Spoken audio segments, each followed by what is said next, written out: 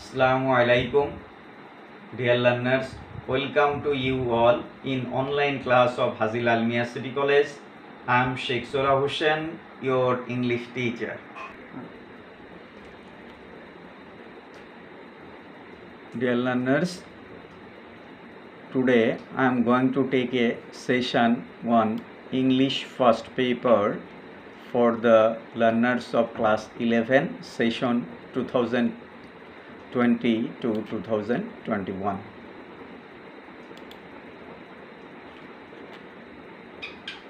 Dear learners, can you guess the person in the picture?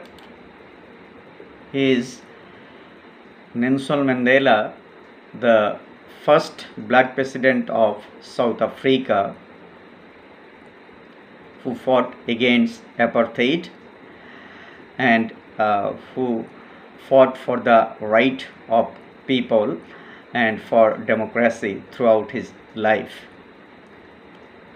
So, dear learners, today's topic, Nelson Mandela from apartheid fighter to president, unit 1, lesson 2, page number 7 of your textbook.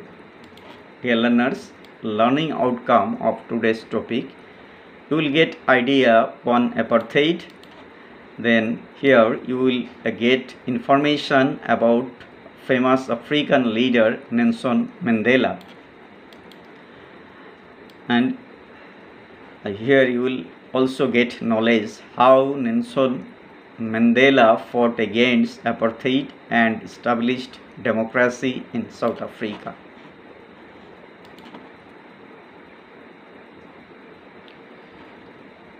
Dear learners, now some important information about Mandela, which will be beneficial for your different type of exam, maybe university admission exam. His full name, Nelson Rolihlahla. His lifespan, that is, he was born in 18 July 1918 and he was died in 5 December 2013. His clan name Madiba. Then his political party, of which he was the president, ANC, African National Congress.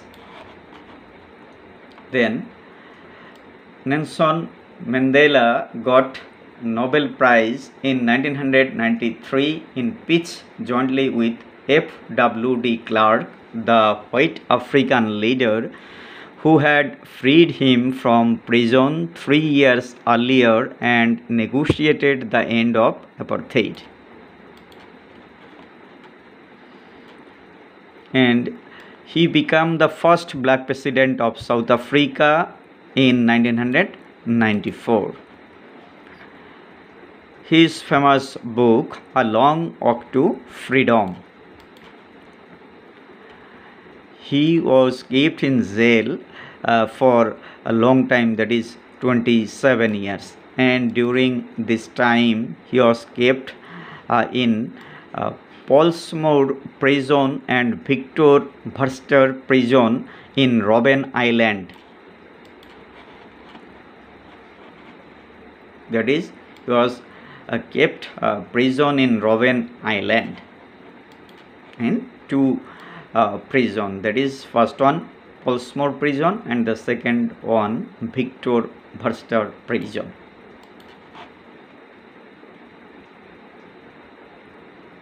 Here expelled in means নির্বাসিত থাকা, আসলে ওই Saint Helena দ্বীপে যেমন নেপোলিয়ানকে নির্বাসন দেওয়া হয়েছিল তেমনি তাকেও নির্বাসিত অবস্থায় রাখা হয়েছিল জেলের মধ্যে। সেই লম্বা সময় ধরে তিনি যে 27 বছর ধরে দণ্ডপ্রাপ্ত হয়েছিলেন, রিভোনিয়া ট্রায়ালে তিনি দণ্ডপ্রাপ্ত হয়ে 27 বছর নির্বাসিত জীবনযাপন করেছিলেন, সেটা হলো রবেন আইল্যান্ড, যেটা অনেক সময় তোমাদের পরীক্ষায় এসে থাকে।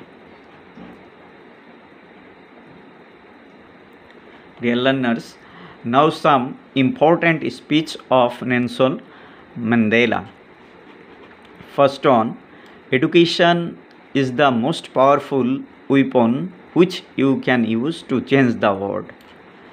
And then second word, if you want to make peace with your enemy, you have to work with your enemy, then he becomes your partner.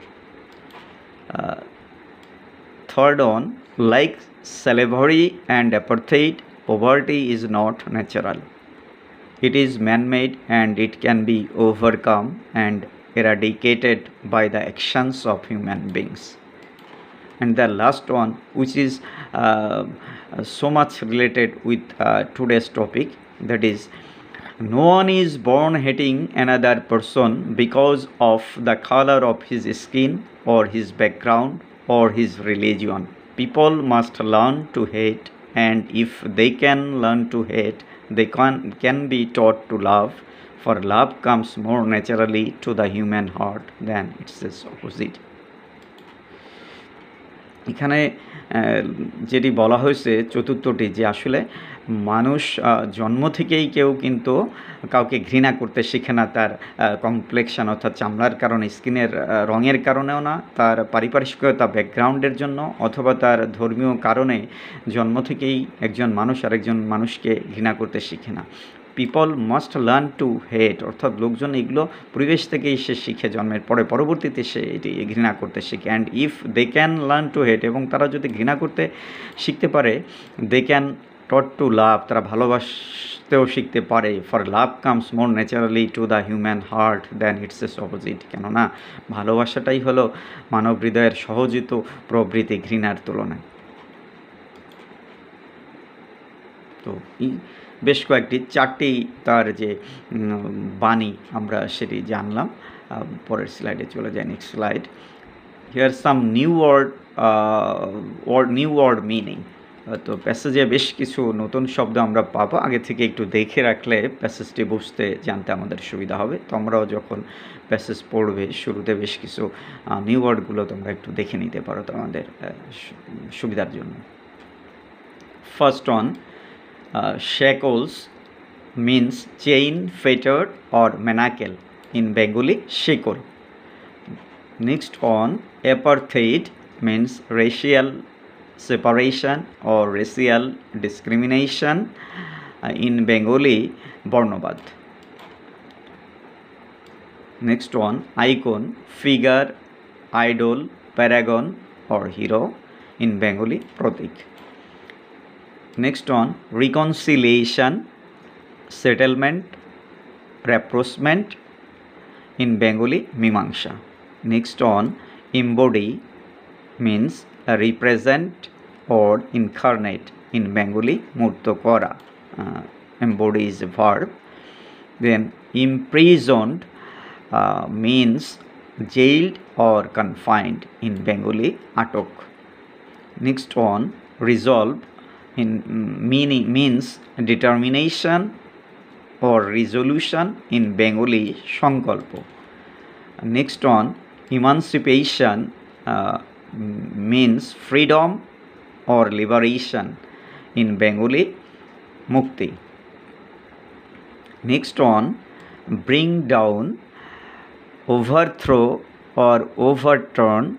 In Bengali, Mulotpaton Kora. Next on, prestige means reputation or fame or status or stature. In Bengali, Khyati. Charisma means appeal, magnetism or allure. In Bengali, Nuipunno. Next on, acceptance speech, that means maiden speech or first speech. In Bengali, Grohon Boktobbo.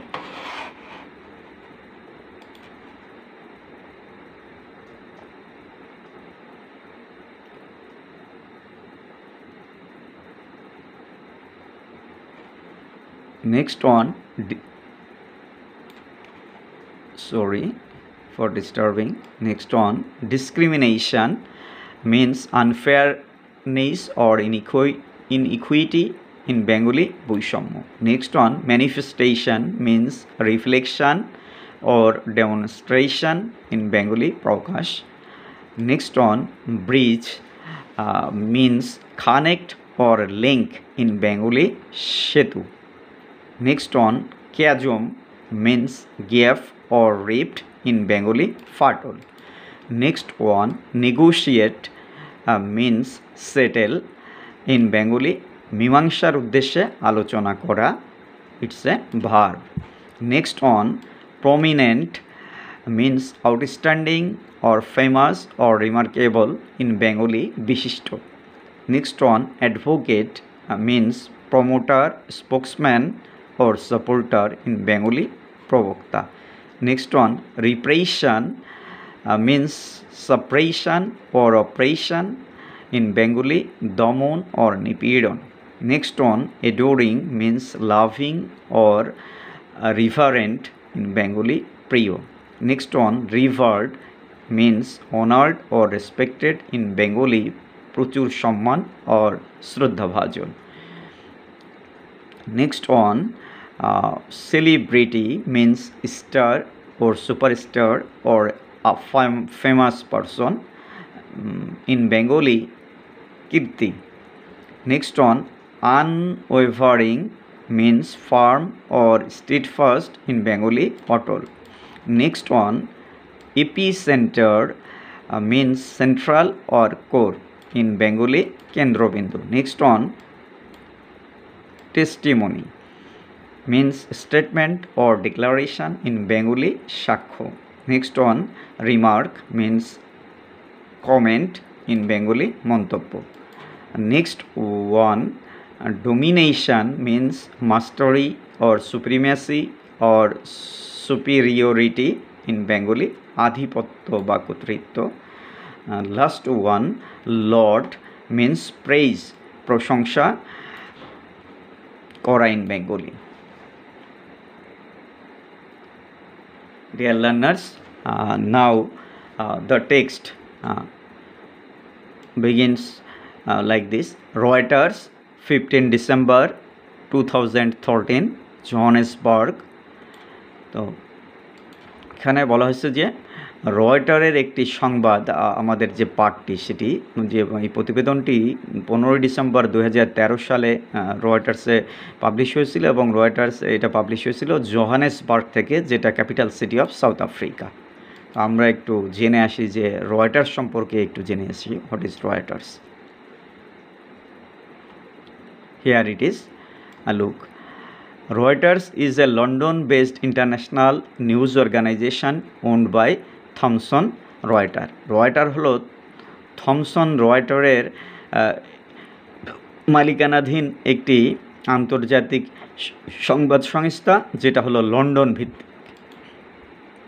It was established in London in 1851 by the German-born Paul Reuter.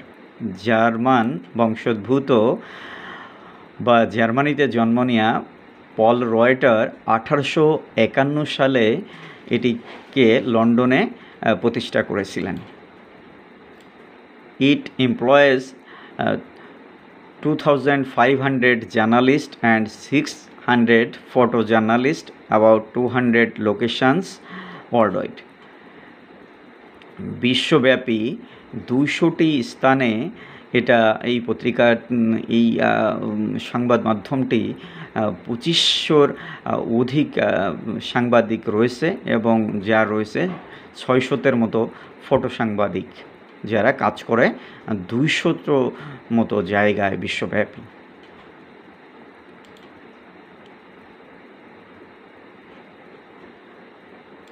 Next,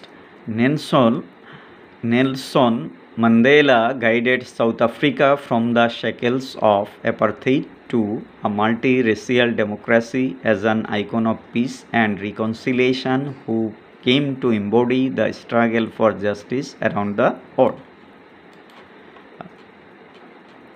This was the very first para.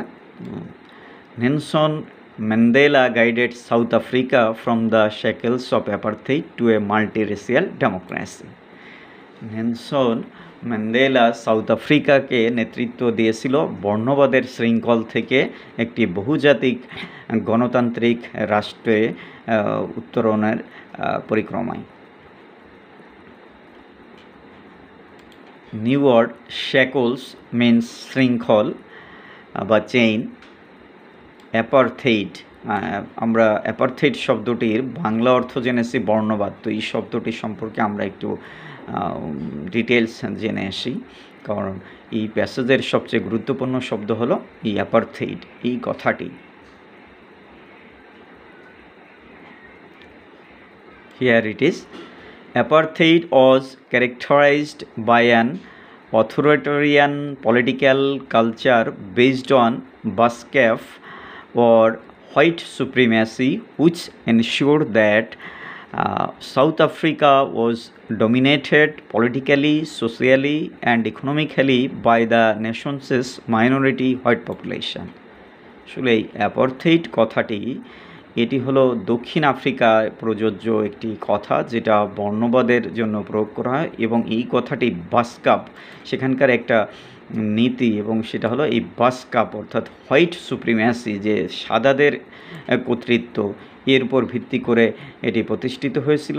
এবং এটা হলো এক ধরনের political culture, এক ধরনের রাজনৈতিক যে সংস্কৃতি। আর এটা কোথায় ছিল? বেসড অন হলো বাস্কাপ, যার ভিত্তিটাই ছিল যে হোয়াইট সুপ্রিম্যাসি, সাদাদের কর্তৃত্ব থাকবে। এবং এটা কী ধরনের একটি পলিটিক্যাল কালচার? যেটা অথরিটারিয়ান অর্থাৎ কর্তৃত্বপরায়ণ একটি সংস্কৃতি, রাজনৈতিক সংস্কৃতি, যেখানে সাদাদের যে সুপ্রিম্যাসি প্রাধান্য সেটা সেখানে বজায় থাকবে, এবং যেটাকে স্থানীয় ভাষায় বলা হয় সেটাকে বাস্ক্যাপ। হুইচ এনশিওর দ্যাট, যেটা নিশ্চিত করেছিল যে south Africa was dominated politically, socially and economically, যেটা নিশ্চিত করেছিল যে দক্ষিণ আফ্রিকা রাজনৈতিকভাবে, সামাজিকভাবে এবং অর্থনৈতিকভাবে ডমিনেটেড থাকবে, অর্থাৎ কর্তৃত্ব সেখানে থাকবে কাদের দ্বারা? By the nations minority white population, সেখানের যে অপেক্ষাকৃত কম জনসংখ্যার গোষ্ঠী যারা হলো সাদা, তাদের দ্বারা এটা ডমিনেটেড থাকবে। কিন্তু গণতন্ত্রের কথা আমরা জানি কয়টের বিপরীত, যে সেখানে হলো যারা সংখ্যা গুরু মেজরিটি তাদের কর্তৃত্ব থাকবে। কিন্তু আসলে এই যে বাস্কাপ নীতি, যেটা সেখানে যে অ্যাপারথেইড একটা সংস্কৃতি, রাজনৈতিক সংস্কৃতি, যার ফলে সেখানে যে যারা মাইনরিটি তাদের কর্তৃত্ব সেখানে বহাল রেখেছে। সেকেন্ডলি, অ্যাপারথেইড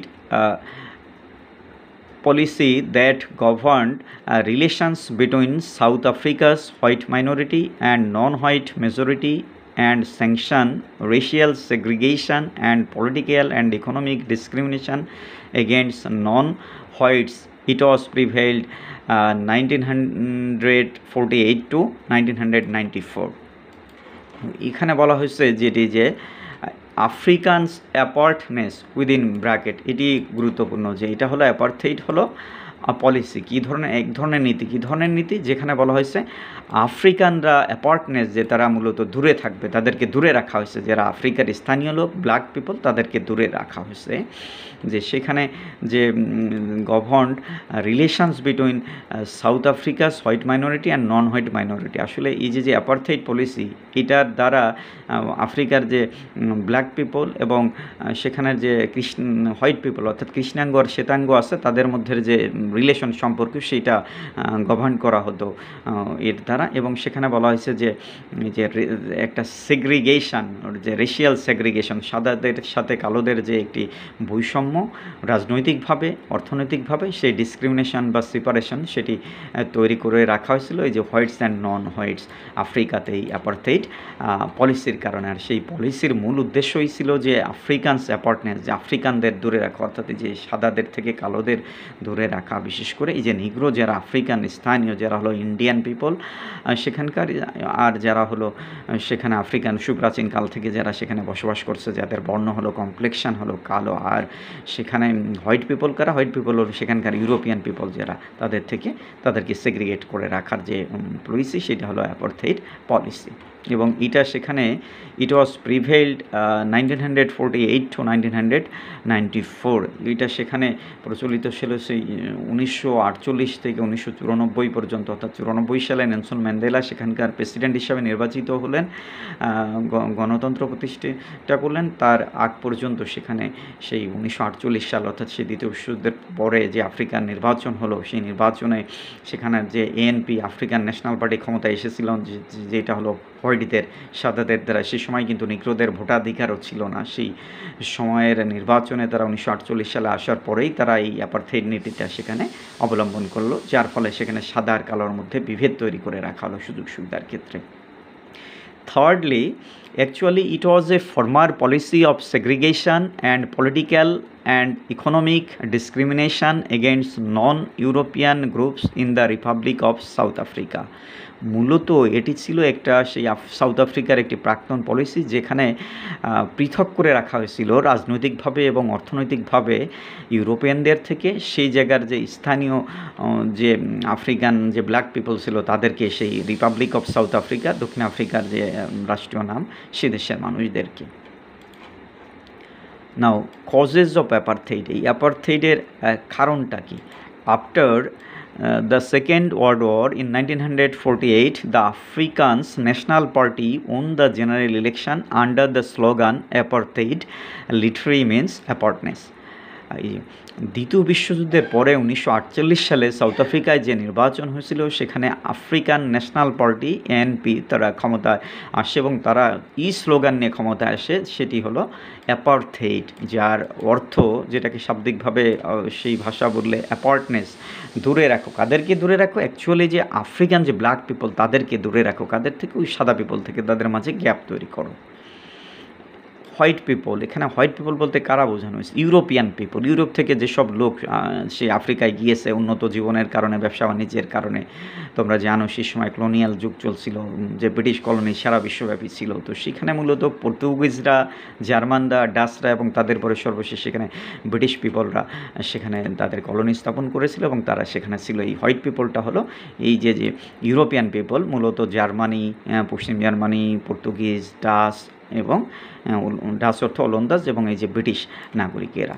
আর সেখানের ব্ল্যাক পিপল কারা? যারা সেখানের কৃষ্ণাঙ্গ, তারা হলো African native and Indian people, যাদের বর্ণ অর্থাৎ কমপ্লেকশন, চামড়ার রং হলো কালো, যারা আফ্রিকান অথবা ইন্ডিয়ান পিপল। এরপরে এন্ড অফ অ্যাপারথেইড, এই অ্যাপারথেইডের কখন পরিসমাপ্তি ঘটলো? It came to an end in the early 1990s in a series of steps that led to the formation of democratic government in 1994. 1990-এর দশকের শুরুতে বেশ কিছু পদক্ষেপ সেখানে নেওয়া হয়েছিল, যার ফলে সেখানে এই পরবর্তীতে 1994 সালে সেখানে গণতান্ত্রিক সরকার গঠিত হয় একটি নির্বাচনের মাধ্যমে, যেখানে নেলসন ম্যান্ডেলা এএনসি অর্থাৎ সাউথ আফ্রিকার যে ন্যাশনাল পার্টি তার লিডার, তিনি নির্বাচিত হন গণতান্ত্রিক ভোটে এবং গণতান্ত্রিক প্রক্রিয়া শুরু হলো। সেই পর্যন্ত আসলে অ্যাপারথেইডটা সেখানে বিদ্যমান ছিল। এরপর সেখানে অ্যাপারথেইডটা উঠে যায় এবং 1994 সালের পর আজ পর্যন্ত সেখানে ওই এএনসি ক্ষমতায় আছে, যেটা হলো কৃষ্ণাঙ্গদের একটি party, African national party, Nelson ম্যান্ডেলার গঠিত হাতে গড়া সেই পার্টি, তারা এখন পর্যন্ত ক্ষমতায় আছে এবং গণতান্ত্রিক ধারা সেখানে বহাল আছে এবং এই যে অ্যাপারথেইডের সেখানে থেকে এর অবসান ঘটেছে। Let's go now to our lesson. So again, যে Nelson Mandela guided South Africa from the shackles of apartheid. Apartheid অর্থাৎ এই যে বর্ণবাদের যে বৈষম্য শৃঙ্খল থেকে সাউথ আফ্রিকাকে নেলসন ম্যান্ডেলা গাইডেড করেছিলেন অর্থাৎ নেতৃত্ব দিয়েছিলেন। তাহলে আমরা সাউথ আফ্রিকার যে রোলটা, নেলসন ম্যান্ডেলার যে রোলটা সেটা জানলাম। তিনি যে বর্ণবাদে নেতৃত্ব দিয়েছিলেন বর্ণবাদ বৈষম্যের বিপক্ষে, টু এ মাল্টি রেসিয়াল ডেমোক্রেসি, এবং কার দিকে? যে তার যে সবসময় তার কথা ছিল হলো বহুজাতিক গণতন্ত্র প্রতিষ্ঠা করা। এই যে রেসিয়াল সেপারেশন, রেসিয়াল সেগ্রিগেশন, বর্ণবাদ এইটা সরিয়ে সেখানে বহুজাতিক গণতন্ত্র প্রতিষ্ঠা করা, এই লক্ষ্যে তিনি কাজ করেছিলেন। As an icon of piece and reconciliation, শান্তি এবং সমঝোতার প্রতীক হিসাবে, who came to embody the struggle for justice around the world. তিনি এই যে দ্বন্দ্ব, কিসের দ্বন্দ্ব? ন্যায় প্রতিষ্ঠার যে সংগ্রাম, সেই সংগ্রামকে বিশ্বব্যাপী তিনি এমবডি করেছিলেন অর্থাৎ বাস্তবে রূপ দিয়েছিলেন, প্রতিষ্ঠা করেছিলেন বা দাঁড় করিয়েছিলেন। তাহলে ফার্স্ট প্যারা শেষ হলো। আমরা জানলাম যে নেলসন ম্যান্ডেলা দক্ষিণ আফ্রিকাকে বর্ণবাদে থেকে মুক্ত করার জন্য নেতৃত্ব দিয়েছিলেন এবং গণতান্ত্রিক বর্ণবাদ সরিয়ে গণতান্ত্রিক সরকার প্রতিষ্ঠার লক্ষ্যে তিনি কাজ করেছিলেন এবং তিনি একজন আইকন ছিলেন এবং তিনি কাজ করেছিলেন হলো যে তার স্ট্রাগলটা কী ছিল? For establishing justice around the world, for piece and reconciliation. Next প্যারা,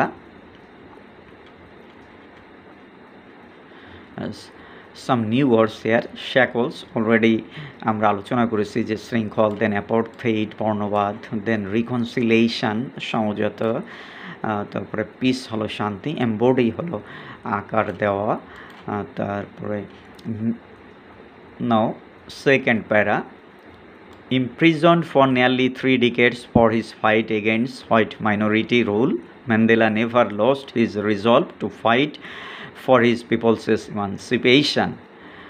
ম্যান্ডেলা প্রায় 3 দশকের কাছাকাছি সময় ধরে বর্ণবাদের বিপক্ষে লড়ার জন্য তাকে কারারুদ্ধ অবস্থায় থাকতে হয়েছিল এবং তিনি এই কারারুদ্ধ অবস্থায় কখনই তার যে দৃঢ়তা সেটি তিনি হারাননি এবং দক্ষিণ আফ্রিকার মানুষের যে ইমানসিপেশন, মুক্তির লক্ষ্যে তিনি কাজ করে গেছে এবং হোয়াইট মাইনরিটিদের যে রুল, তার বিপক্ষে যে অল্প সংখ্যক মানুষের যে শাসন, তার বিপক্ষে তিনি সবসময় লড়ে গিয়েছেন। তো এখানে নিউ ওয়ার্ড হলো ইমপ্রিজন্ড, অর্থাৎ কারা অভ্যন্তরে থাকা। Nearly 3 decades, ডিকেডস means 10 years, 3 decades mean 30 years, nearly 3 decades means 3 দশকের মতো, অর্থাৎ 30 বছরের কাছাকাছি। এক্স্যাক্টলি 30 বছর নয়, কিন্তু 30 বছরের কাছাকাছি। আমরা জেনেছি যে তিনি 27 বছর জেলে ছিলেন।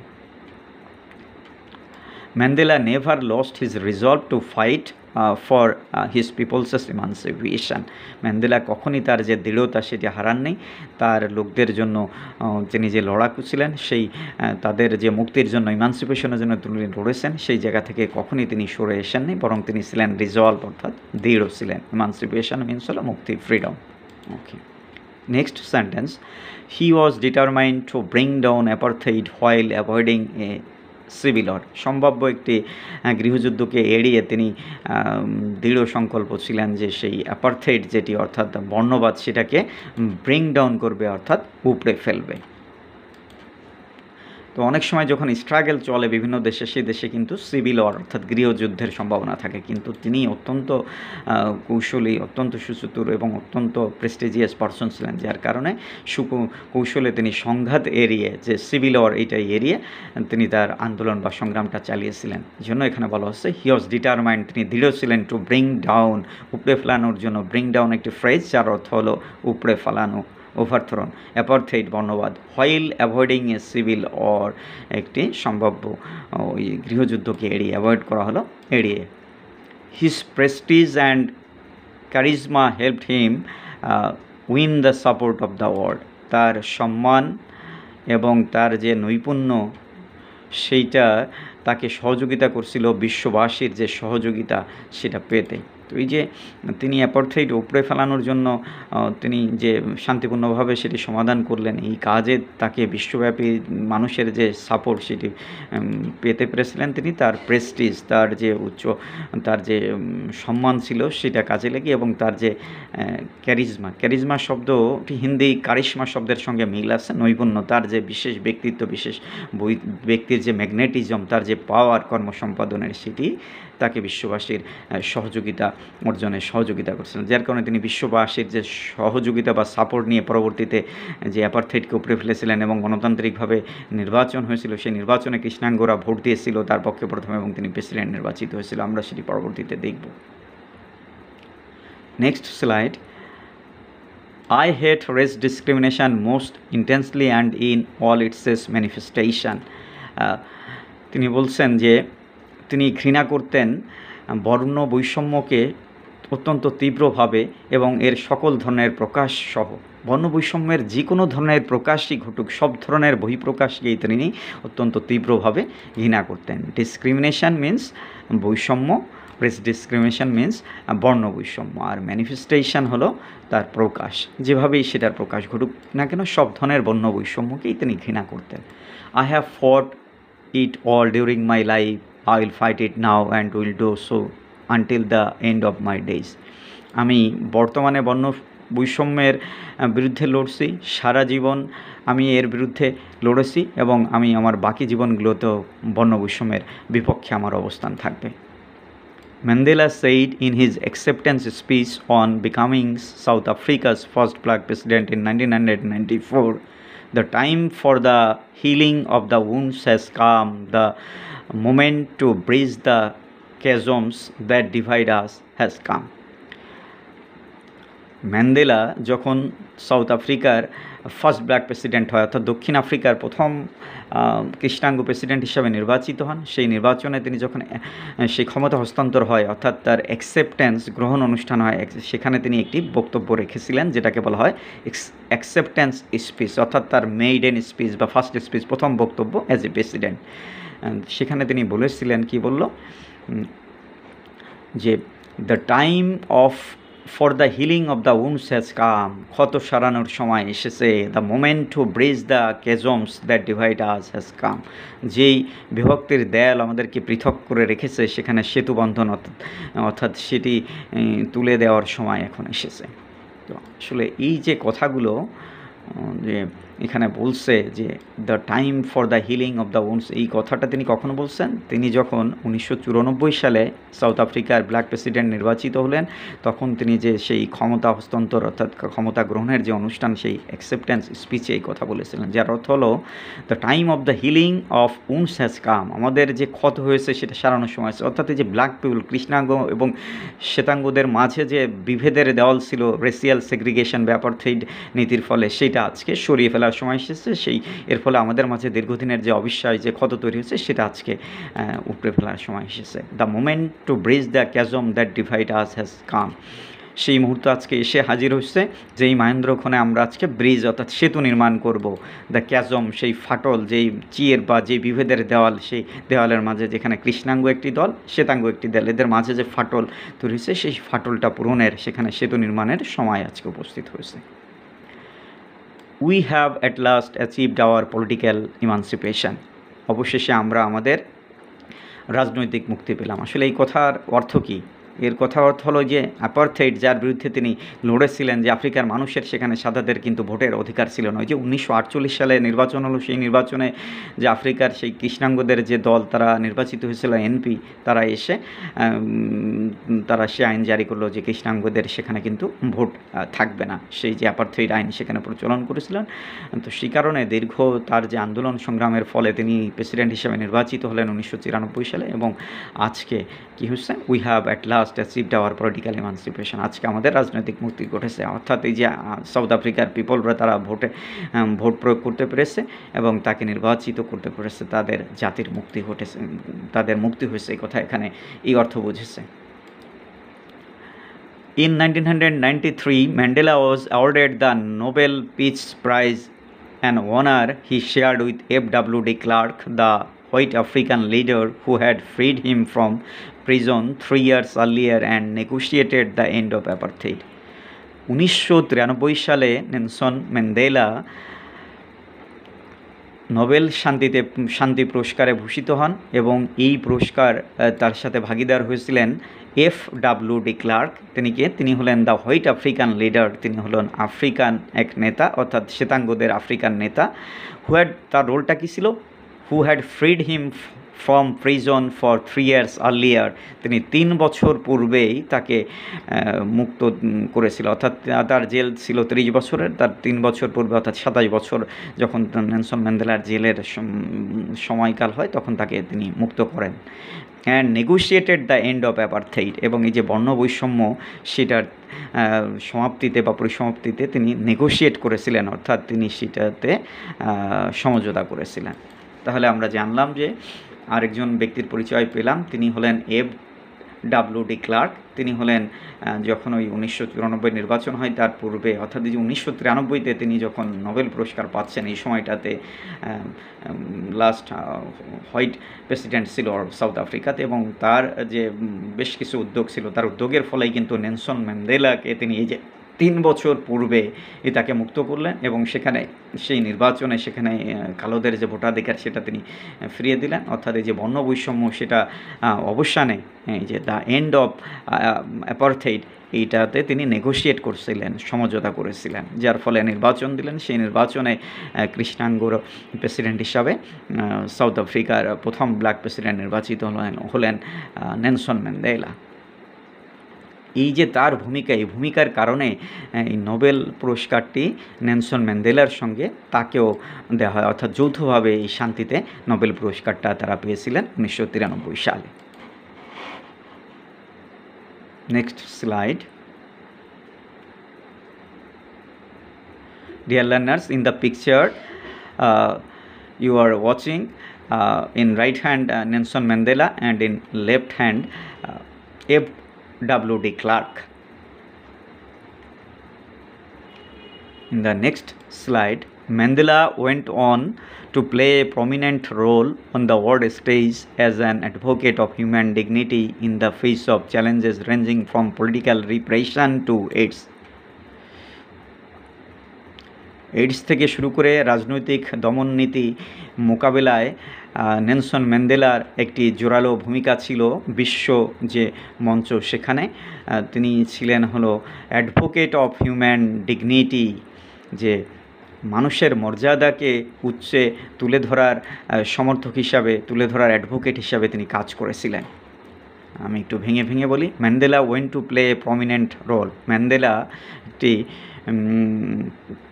গুরুত্বপূর্ণ ভূমিকা পালন করেছিলেন অন দ্য ওয়ার্ল্ড স্টেজ, বিশ্ব মঞ্চে, as an advocate of human dignity, মানুষের মর্যাদার সমর্থক হিসাবে, in the face of challenges ranging from political repression to AIDS, AIDS থেকে শুরু করে রাজনৈতিক নিপীড়নের মোকাবেলায়। তাহলে তার যে ভূমিকা বিশ্বব্যাপী, তার ভূমিকাটা কী ছিল? প্রমিনেন্ট রোল তিনি প্লে করেছিলেন। কী কারণে? সেটা ছিল অ্যাডভোকেট অফ হিউম্যান ডিগনিটি। আর একটি বিষয় হলো যে তার যে challenging, facing the challenges ranging from political repression to AIDS, এইডসের জন্য, এবং এই যে যেখানেই দমন পীড়ন ছিল বিশ্বব্যাপী, তার পক্ষে তিনি ছিলেন, তাদের সাথে স্ট্রাগল করেছে, তাদের যে দাবি, দমন নীতি যারা প্রয়োগ করতো তাদের বিপক্ষে তার উচ্চারণ ছিল সবসময়। He formally left public life in June 204 before his 86th birthday, telling his adoring countrymen, "Don't call me, I'll call you." তিনি আনুষ্ঠানিকভাবে পাবলিক লাইফ ত্যাগ করেন 2004 সালে, যেটা ছিল তার 86তম জন্মদিনের প্রাককালে। সে সময় তিনি তার যে প্রিয় দেশবাসী, অ্যাডোরিং কান্ট্রিম্যান, অর্থাৎ প্রিয় দেশবাসী, তাদেরকে বলেছিলেন, কি বলেছিলেন? Don't call me, I will call you. আমাকে তোমরা খুঁজো না বা ডেকো না, আমি তোমাদেরকে ডাকবো। অর্থাৎ এই কথাটার অর্থ কী? Don't call me, I will call you. What does he mean here? তিনি বুঝিয়েছে যে দেশে তোমাদের আমাকে ডাকতে হবে না, আমি আজকে ঠিকই তোমাদের ছেড়ে চলে যাচ্ছি, কিন্তু দেশের যদি কোনো ক্রান্তিকাল আসে, কোনো স্ট্রাগল আসে, কোনো জাস্টিস প্রতিষ্ঠার ব্যাপার থাকে বা গণতন্ত্র যদি হুমকির মুখে থাকে, তাহলে আমি তোমাদেরকে আবার একত্রিত করব। But he remained one of the world's most revered public figures, combining celebrity sparkle with an unwavering message of freedom, respect and human rights. কিন্তু তিনি আমাদের মাঝে থেকে গেলেন বিশ্বের একজন সম্মানিত পাবলিক ফিগার হিসাবে। তিনি কী করেছিলেন? তিনি কম্বাইনিং সেলিব্রিটি স্পার্কেল, তিনি আইডল হতে পেরেছিলেন। An unwavering message of freedom, respect and human rights, মানবাধিকার, শ্রদ্ধা এবং স্বাধীনতাকে তিনি সবসময় সমুন্নত করেছিলেন। আনওয়েভারিং মেসেজ, আনওয়েভারিং মানে দোদুল্যমান নয়, এমন দৃঢ়। তাহলে এখানে যে আসলে তিনি বিশ্বব্যাপী একজন শ্রদ্ধাভাজন ব্যক্তিত্ব হয়েছিলেন, এবং তিনি বিশ্বব্যাপী গণতন্ত্র, শ্রদ্ধা এবং মানব অধিকারকে যে তিনি উচ্চ তুলে ধরেছিলেন, এবং তার একজন আদর্শিক ব্যক্তি, যে সেলিব্রিটি স্পার্কেল হিসাবে তিনি নিজেকে রিভার্ড অর্থাৎ সম্মানিত করতে পেরেছিলেন। রিভার্ড হলো সম্মানিত, সম্মান জানানো, সেলিব্রিটি অর্থাৎ আইডল হিসাবে নিজেকে একজন হিরো হিসাবে প্রতিষ্ঠিত করেছিলেন। আনওয়েভারিং হলো অটল, আনওয়েভারিং মেসেজ অফ ফ্রিডম, যিনি স্বাধীনতার প্রশ্নে, মানবাধিকার প্রশ্নে তিনি ছিলেন আনওয়েভারিং, একেবারে অটল। He is at the epicenter of our time, ours in South Africa and yours wherever you are. তিনি ছিলেন আমাদের কেন্দ্রবিন্দু, এবং তিনি দক্ষিণ আফ্রিকার কেন্দ্রবিন্দু, এবং তোমাদেরও wherever you are, যেখানেই তোমরা থাকো না কেন, অর্থাৎ বিশ্বের যেই স্থানেই তোমরা থাকো না কেন, তিনি আমাদের যেমন এপিসেন্টার, কেন্দ্রবিন্দু, তোমাদেরও কেন্দ্রবিন্দু। কাদের? এই কথাটি কে বলেছিল? Nadine Gordimer, the South African writer and Nobel laureate for literature, once remark. দক্ষিণ আফ্রিকার একজন নোবেল লরিয়েট অর্থাৎ নোবেল বিজেতা, যার নাম হলো নাদিম গর্ডিমার। তিনি কিসে পেয়েছিলেন নোবেল পুরস্কার? ফর লিটারেচার, সাহিত্যে। তিনি রিমার্ক করেছিলেন, তার ব্যাপারে একটি মন্তব্য করেছিলেন। সেই মন্তব্যটা কী ছিল? যে তিনি হলো আমাদের কেন্দ্রবিন্দুতে, অর্থাৎ দক্ষিণ আফ্রিকার কেন্দ্রবিন্দুতে, এবং তোমাদের যেখানেই তোমরা থাকো না কেন, কোথায়, অর্থাৎ এই যে বিশ্বব্যাপী যারা এই যে মানবাধিকারকে উচ্চে তুলে ধরার জন্য কাজ করছে, মানুষের অধিকারের কথা বলে, স্বাধীনতার কথা বলে, মানুষের গণতান্ত্রিক প্রক্রিয়াকে, অধিকারকে আগিয়ে নেয়, সেই সব আন্দোলন সংগ্রাম বিশ্বে যেখানেই থাকুক না কেন, তার মধ্যমণি কিন্তু তিনি এই কথাটি কে বলেছেন? নাদিম গর্ডিমার। নাদিম গর্ডিমারটাকে, তার পরিচয়টা কি? তিনি হলেন সাউথ আফ্রিকার রাইটার, সাউথ আফ্রিকার একজন লেখক, যিনি সাহিত্যে নোবেল পুরস্কার পেয়েছিলেন। Okay. Here in the picture you are watching Nadim Gordimar, the South African writer who got Nobel Prize in Literature. Next slide, next idea. The years Mandela spent behind bars made him the world's most celebrated political prisoner and a leader of mythic stature for millions of black South Africans and other oppressed people far beyond his country's borders.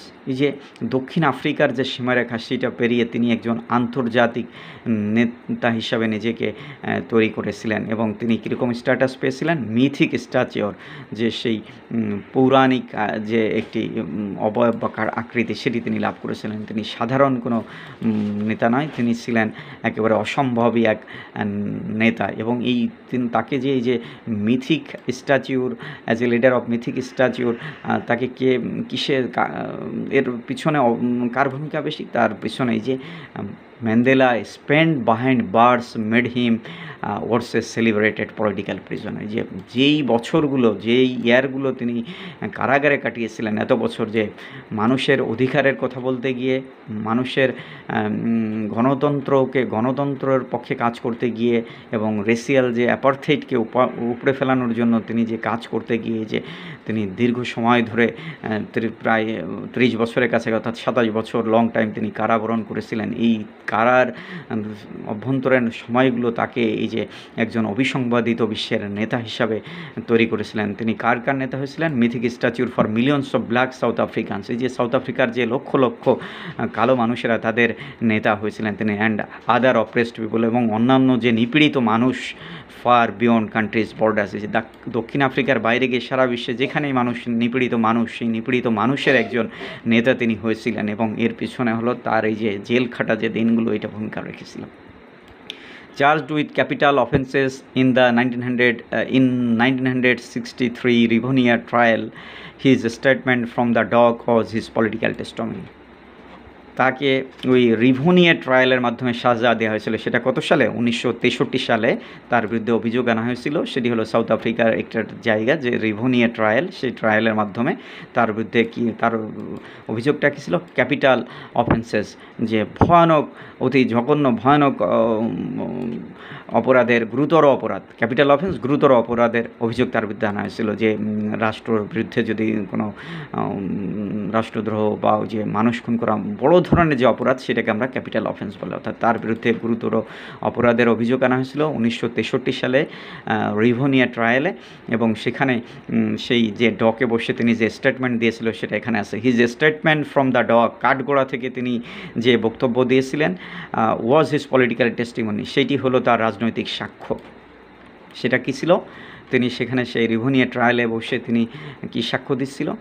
During my life time I have determined myself during my lifetime I have dedicated myself to this struggle of the African people. আমি সারা জীবন নিযুক্ত রেখেছি এই African লোকদের যে সংগ্রাম, সেই সংগ্রামে নিজেকে আমি নিয়োজিত রেখেছি। আই হ্যাভ ফট against white domination and I have ফট এগেনস্ট ব্ল্যাক ডমিনেশন। আমি শ্বেতাঙ্গদের কর্তৃত্বের বিপক্ষে লড়েছি। আমার লড়াইটা যেমন শ্বেতাঙ্গদের কর্তৃত্বের বিপক্ষে, তেমনি আমার লড়াইটা কৃষ্ণাঙ্গদের কর্তৃত্বের বিপক্ষে। আসলে তিনি গণতন্ত্রের জন্য, জাস্টিসের জন্য, অধিকার প্রতিষ্ঠার জন্য লড়েছেন। তিনি চান নাই যে শ্বেতাঙ্গদের কর্তৃত্ব কিংবা কৃষ্ণাঙ্গ কর্তৃত্ব, কোনো কর্তৃত্বই তিনি পছন্দ করতেন না। এটাই যে রিভোনিয়া ট্রায়ালে বসে তিনি যে সাক্ষ্য দিয়েছিলেন, যে তার দোষটা কী, আমার হোয়াট ইজ মাই, আমার দোষ কী, আমি তো আসলে মানুষের অধিকারের পক্ষে কাজ করেছে, আমি কৃষ্ণাঙ্গদের জন্য লড়াই করেছি, শ্বেতাঙ্গদের জন্য লড়াই করেছি। যে কোনো ধরনের যে ডোমিনেশন, সেই ডোমিনেশন তিনি আসলে পছন্দ করতেন না। এখানে তো আমরা দেখছো যে চিত্রে তিনি যে আসলে কারা অভ্যন্তরে আছেন, নেলসন ম্যান্ডেলার পিকচার। তারপরে রিভোনিয়া ট্রায়াল, এই যে here Mandela from the dock in Rivonia trial, যেখানে 1963 সালে তাকে শাস্তি দেওয়া হলো ক্যাপিটাল অফেন্স নিয়ে, সেই রিভোনিয়া ট্রায়াল। আর সেই ডকে বসে তিনি কী বলছে দেখো, Mandela's speech from the dock, I am prepare to die, যে আমি মৃত্যুর জন্য প্রস্তুত আছি। আসলে তিনি আদর্শের জন্য লড়াই করতেন, সুতরাং আদর্শ বাস্তবায়নে তিনি মরার জন্য প্রস্তুত রেখেছিলেন। সেই কথা রিভোনিয়া ট্রায়ালে সেই কথা তিনি সেদিন বলেছিলেন। তাহলে এই যে during my lifetime I have dedicated myself to this struggle of the African people. I have fought against white domination, and I have fought against black domination, and I have fought against white domination. এই যে তিনি যে বললেন, তিনি কালোদের যে ডমিনেশনের বিপক্ষে এবং সাদাদের ডমিনেশনের বিপক্ষে তিনি লড়েছিলেন। সারাটা জীবন তিনি নিজেকে নিয়োজিত রেখেছিলেন আফ্রিকার লোকদের জন্য, তাদের মুক্তির জন্য, তাদের লড়াই বা সংগ্রামে। পরের স্লাইডে চলে যাই। I have cherished the ideal of democratic and free society in which all persons live together in harmony and with equal opportunities, he told the court. তিনি আরও সেই রিভোনিয়া ট্রায়ালকে কোর্টে আরও বলেছিলেন যে সারা জীবন আমি লালন করেছি গণতান্ত্রিক আদর্শ, এবং এমন এক আদর্শ সেখানে হলো এক উন্মুক্ত সমাজ থাকবে যেখানে সকল মানুষ একত্রে সুখে শান্তিতে বসবাস করবে এবং সকলে একই ধরনের ইকুয়াল রাইটস অপরচুনিটিস, একই ধরনের সুযোগ সুবিধা পাবে। অত্যন্ত গুরুত্বপূর্ণ। দেখো যে আই হ্যাভ চেরিশড, আমি লালন করেছিলাম, চেরিশ মানে লালন করা, the ideal of Democratic and free society, গণতান্ত্রিক এবং একটি মুক্ত সমাজের, ইন হুইচ, যেখানে অল পারসন লিভ টুগেদার, সকল লোক বসবাস করবে, ইন হারমোনিস, শান্তিতে, অ্যান্ড উইথ ইকুয়াল অপরচুনিটিস, একই ধরনের সুযোগ সুবিধা নিয়ে, হি টোল্ড দ্য কোর্ট, তিনি সেদিন সেই কোর্টকে বলেছিলেন। তিনি next on, it is an ideal I hope to live for and to achieve, এটা হলো এমন এক আদর্শ যেটার জন্য আমি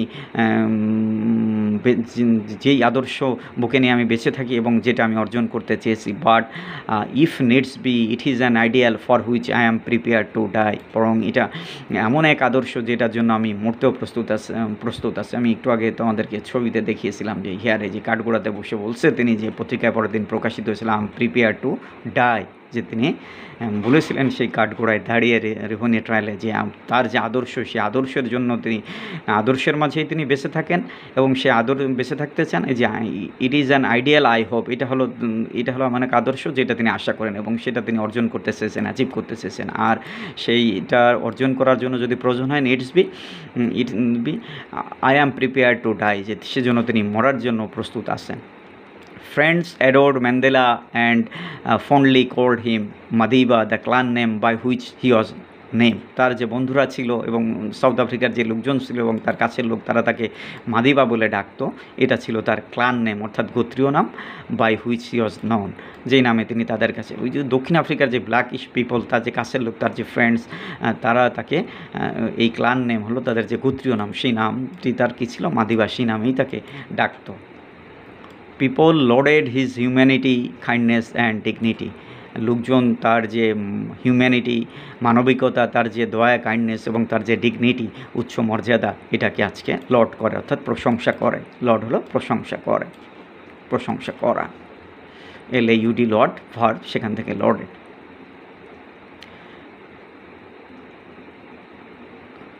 Dear learners, that was all for today. Homework for you, read the passage again and again so that you can understand or gauge the passage. Next class will be on question discussion on today's topic.